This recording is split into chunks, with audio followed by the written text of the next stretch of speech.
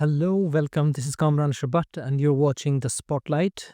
And today we will be talking about the foreign relations of India and how it has been under the scanner by the media outlets and some pseudo intellectuals who consider themselves as the experts in foreign relations.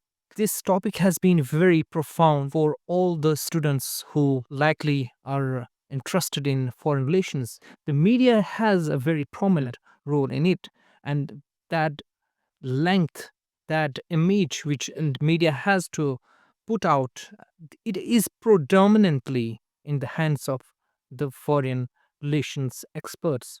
Some individuals who call themselves as experts in defense, experts in foreign relations, they are creating a fiasco which is being played in every aspect. So this is very murky, very muddy, and some of us are not able to understand this situation right now. Those who have not done even a minuscule of impactful job in this field, तो वो किस तरह से इस सारे मामले को खराब कर रहे हैं। पहले हम समझना चाहेंगे कि हिंदुस्तान है जगह पे इस वक्त जियोपॉलिटिकली, हिंदुस्तान इस वक्त इस तरह के माहौल में गिरा हुआ है जहाँ पे इर्द गिर्द उनके बहुत सारे ममालिक के साथ टेंशन्स एस्केलेट हो चुके हैं। फॉर एग्जांपल पाकिस्तान के साथ उनके बहुत ही ज़्यादा ख़राब हालात है, और इसी के साथ साथ अगर हम माने फिर चाइना के साथ इवन इंडिया की जो ट्रेड रिलेशनशिप्स है वो बहुत ही मजबूत है, but still there is this possibility कि वहाँ उनके बीच में टेंशन कभी इस कदर एस्केलेट कर सकेगा कि वो वॉर की शक्ल भी इख्तियार कर सकता है।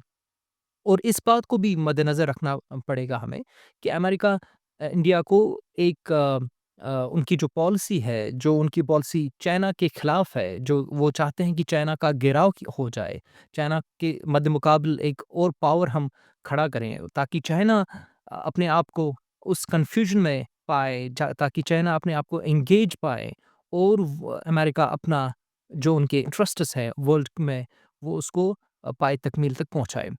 तो वहाँ पे भी अमेरिका चाहेगा कि इंडिया सफ़े आरा रहे चाइना के खिलाफ। और इस मामले के ऊपर भी बहुत सारे डिफेंस एनालिस्ट्स मुख्तलिफ तज्ज़िया दे रहे हैं, और वो कहते हैं कि हिंदुस्तान को अपनी जो फ्रेंडशिप है इसको रिविज़िट करना पड़ेगा। हिंदुस्तान को अपनी फ़ॉरेन रिलेशनशिप्स को रिविज़िट करना पड़ेगा, ताकि ऐसा ना हो कि अमेरिका की एक बड़ी लॉन्ग टर्म उनकी एक पॉलिसी रही है, जिनके भी वो दोस्त रहे हैं, तो वो कहीं न कहीं आखिरकार जब वक़्त गुज़रता है, तो वो उन्हीं दोस्तों के खिलाफ बैक स्टैबिंग करते हैं। हेनरी किसिंजर बहुत ही बड़े नामवर डिप्लोमेट रहे हैं अमेरिका के, और बहुत ही प्रोमिनेंट फॉरेन रिलेशनशिप के एक एक्सपर्ट रहे हैं। तो वो कहते हैं कि अगर आप अमेरिका के दुश्मन हैं, तो आप सेफ हैं।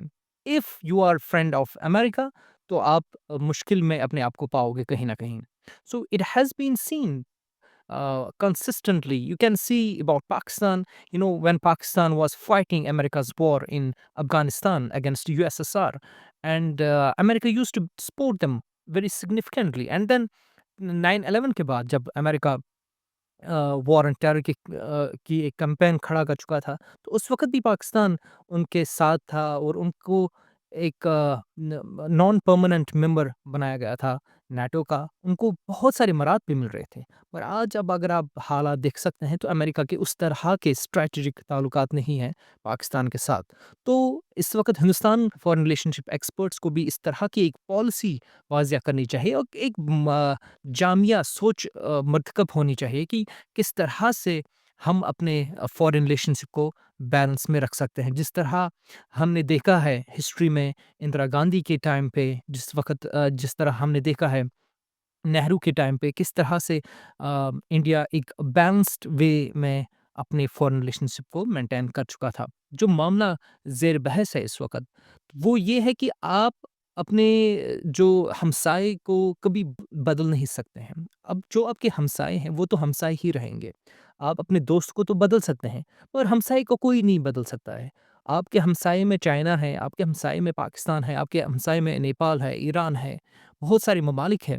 तो मगर आप उनको तब्दील नहीं कर सकते हैं। हाँ, उनके साथ आपके ताल्लुकात किस नहज पे होंगे, किस इंटेंसिटी के साथ होंगे, तो वो तो मौजूद हैं वहाँ पे, मगर आप उनको चेंज नहीं कर सकते हैं।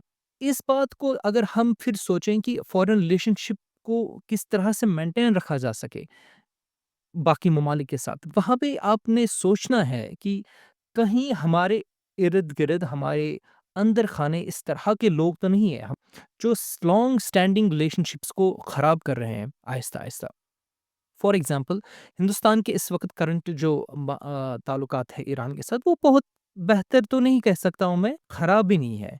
ईरान के पास इस वक़्त बहुत सारा तेल प्रोक्योर करता है।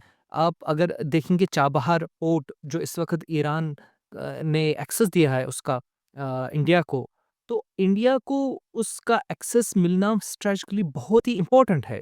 You can see right now India को अगर बायपास करना है पाकिस्तान का रूट, तो then they have to look after to some other ports also. So for them right now, the Chabahar port is very significant. The Chabahar port is very important. So for India, if India has to survive in those waters, Hindustan के पास Chabahar जैसा important कोई और port हो ही नहीं सकता। History में अगर हम जाएँ और पास्ट पॉलिटिक्स में अगर जाएँ हम, पाकिस्तान का सबसे बड़ा जो इश्यू था ईरान के साथ इस मामले के ऊपर कि उन्होंने क्यों हिंदुस्तान को चाबहार पोर्ट की एक्सेस दी है, इसके ऊपर बहुत सारी बहस हो चुकी है। पाकिस्तान ने इस पे रिज़ेंटमेंट भी ज़ाहिर की है ईरान के साथ कि आप इस तरह की एक्सेस ना ही दें, ये बेहतर रहेगा क्योंकि वो समझते हैं ऑब्वियसली हिंदुस्तान भी समझता है कि पाकिस्तान उनका एक बड़ा दुश्मन है और पाकिस्तान भी ये समझ रहा था कि अगर हिंदुस्तान को ये एक्सेस मिलेगा, इससे उनके ऊपर बहुत बड़ा असर पड़ेगा। तो वो भी यही मान रहे थे कि ईरान को ये इस एक्सेस नहीं देनी चाहिए। मगर आप आज क्या देख रहे हैं? पिछले एक दिन तकरीबन 2-4 दिन से पहले ही एक वीडियो अपलोड की गई थी। ईरान की एम्बेसी जो इंडिया में है, दिल्ली में है। तो उन्होंने इस चीज़ को हाइलाइट किया कि वो किस तरह अपने मेहमान को इम्पोर्टेंट समझते हैं। और जब आप देखते हैं जिस वीडियो को उन्होंने शेयर किया है मेजर गौरव आर्या का, वो एक रिटायर्ड मेजर है। इस वक़्त खुद को एक्सपर्ट मानते हैं फॉरेन रिलेशनशिप पे, डिफेंस पे बात करते हैं। आप देख लीजिए वो जब एक लेक्चर दे रहे थे, एक वीडियो अपलोड जब उन्होंने किया था, तो उसमें वो गोल कर रहे हैं फॉरेन मिनिस्टर ईरान के, उनको सर्कल करते हैं और बिग कह के मुखातिब कहते हैं। अब ये आ गया भारत। इस आदमी को, इस सुअर की औलाद को, एक मिनट,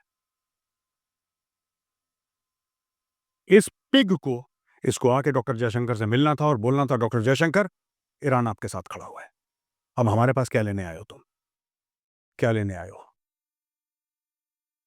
मदद की गुहार मत लगाना जब यहूदी और अमेरिकन्स मिलके ठोकेंगे तेहरान में तुम्हें। ठीक है?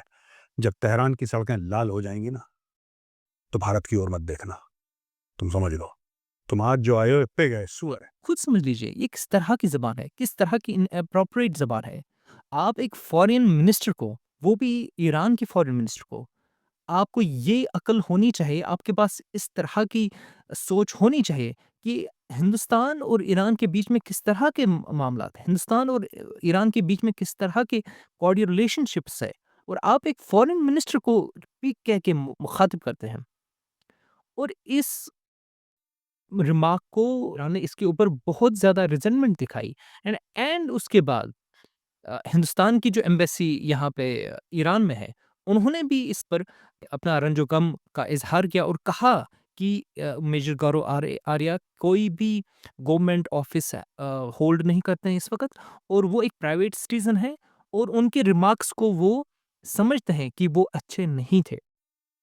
और मैं ये समझता हूँ कि ईरान की जो थिंक टैंक्स है या ईरान की जो गवर्नमेंट है, वो भी इतने ईज़ी पीज़ी नहीं है कि वो ये ना समझें कि गौरव आर्या इस वक़्त हुकूमत के बहुत ही करीब है। हुकूमत के करीब जो लोग हैं, अगर वो इस तरह की बात कहेंगे, तो आप एक पार्टी को रिप्रेज़ेंट नहीं करते हैं फिर, हुकूमत एक मुल्क को रिप्रेज़ेंट करती है। हुकूमत एक मुल्क की नुमाइंदगी करती है और उस मुल्क की इमेज आप किस तरह रखते हैं सारी दुनिया के सामने। एंड देन मूविंग फॉरवर्ड जब आप देखते हैं कि रिपब्लिक पे बैठे हुए एक prime time anchor Arnab Goswami, वो किस तरह से मुखातिब कर रहे थे ट्रंप को। अजीब-सा माहौल उन्होंने खड़ा किया था वहाँ पे। वो कह रहे थे कि ट्रंप तो कोई कह नहीं सकते हमें, हम जो चाहें वो करें। आपको तो पता नहीं है कि फॉरेन अफेयर्स में मामलात किस तरह से चलते हैं, कि पस पर्दा मामलात किस तरह से चलते हैं, बैकडोर डिप्लोमेसी में किस तरह के मामला चल रहे थे। इस तरह की चीज़ें, इस तरह के अवामिल, इस तरह के एक्शंस आपके मुल्क को बहुत ही ज़्यादा नुकसान देते हैं। आपके मुल्क की फॉरेन रिलेशनशिप को डेंट पड़ता है इन चीज़ों से। मैं समझता हूँ कि हिंदुस्तान के जो मामलात इस वक़्त है, पूरी दुनिया में, वो अगर स्टैंड करता है हिंदुस्तान एक लीडरशिप पोज़ीशन पे, वो उनकी फ़ॉरेन रिलेशनशिप की वजह से। आप अगर देख सकते हैं हिंदुस्तान ने अपनी फ़ॉरेन रिलेशनशिप को अपने एड के ज़रिए मज़बूत बनाया, अपने सकाफ़त के ज़रिए मज़बूत बनाया है। मेरा बहुत सारे ममालिक के स्टूडेंट्स के साथ राब्ता रहा है, बहुत सारे ममालिक के स्टूडेंट्स के साथ उठना-बैठना रहा है। तो अगर कोई सबसे प्रोमिनेंट बात मैंने देखी होगी, जो हिंदुस्तान को एक मुनफ़रिद मकाम अता करता है, वो उनका soft power, that's the art of India, that's the cinema. आप अगर अरब के किसी स्टूडेंट के साथ बात करेंगे, तो वो आपको सिनेमा के ही बारे में बात करेगा, बॉलीवुड के बारे में बात करेगा। अगर आप अफ्रीका के किसी शख्स के साथ बात करेंगे, he will be speaking about Shahrukh Khan. So why this soft power is so vast? Why this power is so influential in Arab countries, in African countries, in many other countries? Because Hindustan का art, Hindustan का cinema बेहतरीन cinema है। हाँ, हर एक cinema में कोई ना कोई नुक्स होता है, कोई ना कोई क्रिटिकल प्रॉब्लम होती है, बट आप लार्जली अगर देखेंगे तो एक बेहतरीन आर्ट हिंदुस्तान की सिनेमा से लोगों के सामने आया। चलिए ठीक है, इस वक़्त हिंदुस्तान के मामलात किस तरह से होंगे, स्ट्रैटेजिक मामलात किस तरह से होंगे, मिलिट्री के मामलात किस तरह से होंगे, कि वो समझते होंगे कि आइल उनको बहुत ज़्यादा हेल्प कर सकता है मिलिट्री इक्विपमेंट्स के हवाले से। But one has to understand at what stake you are vilifying the common people of Palestine. फ़लस्तीन के लोगों को किस तरह से आप वेलिफ़ाई करते हैं? आप स आपको ये समझना है कि आप अगर अरब ममालिक के साथ आपके ताल्लुकात अगर बेहतर रह सकते हैं, वो एक ही बुनियाद पे रह सकते हैं, कि आपको फ़लस्तीन में अपनी पॉलिसी को बैलेंस करके चलानी है। आपको फ़लस्तीन में अपनी पॉलिसी को बैलेंस करके आगे बढ़ना है। और आपके एनालिस्ट्स, ठीक है, राइट विंग हो या लिबरल्स हो या कोई भी हो, आपके अपने व्यूज़ होंगे, मगर एग्रेसिव ज़बान इस्तेमाल करना और इस तरह की ज़बान इस्तेमाल करना कि जहाँ पे आप लोगों को एनिमल्स कह के मुखातिब करेंगे। I think these remarks, they then make an profound influence on people. जो लोग इन मामलात को समझ नहीं पाते हैं, जो लोग बहुत ही अ, ईज़ी तरह से इन्फ्लुएंस हो सकते हैं, जब आप उनके सामने इस तरह की एनालिसिस रख सकते हैं, जब उनके सामने आप इस तरह के रिमार्क्स रखेंगे, आप उनसे एक्सपेक्ट नहीं करेंगे कि वो फॉरेन रिलेशनशिप के मामलात के ऊपर हिंदुस्तान को एक बेहतर अंदाज से रिप्रेजेंट करेंगे। You can see right now, if IDF, Israeli defence forces are doing anything in फ़लस्तीन, तो जामिया तौर पे हिंदुस्तान की आवाम को उसका बोझ अपने सिर पे क्यों लेना है? क्यों कहना है कि फ़लस्तीन में मरने वाले लोग टेररिस्ट? आप जब इस तरह के अल्फाज लोगों के सामने लाते हैं, जब जब आप इस तरह के रिमार्क्स लोगों के सामने लाते हैं, तो आप अपनी फॉरेन पॉलिसी कंट्रोवर्शियल करते हैं। फ्रॉम 1947 टू 1991 हिंदुस्तान की पॉलिसी ही रही है anti colonial when it comes to फ़लस्तीन एंड इसराइल। तो चलें ठीक है, आपके मामला ठीक रहने चाहिए। आप चाहते हैं कि आपके डिफेंस एंड स्ट्रैटेजिक मामलात इसराइल के साथ ठीक रहने चाहिए। You have to come up with a very balanced policy. You cannot be leaning on a particular party. जब आप एक तरफ और एक तरफ़ा आर्गुमेंट ही रखेंगे, तो आप मुमकिना तौर पे अपनी पोज़ीशन को वल्नरेबल बनाते हैं। परसों मैं एक वीडियो देख रहा था जिसमें प्रोबेबली कन्फ्यूजन था उन लोगों को या कोई मामला था, I don't understand what was that. कुछ लोग एक झंडे को ज़मीन पे रख के उसके ऊपर गुज़र रहे थे। उसके ऊपर ल लातें उस झंडे के ऊपर रखते थे। उसके ऊपर जूते रख रहे थे। उसके ऊपर गाड़ियाँ दौड़ा रहे थे। जब मैंने देखा मैंने सोचा शायद पाकिस्तान का झंडा होगा, ठीक है। अंडरस्टैंडेबल कंट्री में एक रंजो-गम का एक समा है। कंट्री इस वक़्त बहुत बड़े सदमे से गुज़र रही है। तो but it was not Pakistani flag, it was Saudi Arabian flag. I mean I was astonished to see कि आप देखते भी नहीं हैं कि इन मामलात से कैसा आप इंप्रेशन पैदा कर रहे हैं। और इसके एक्स पे एक बहुत बड़ी कैंपेन खड़ा हो चुकी थी।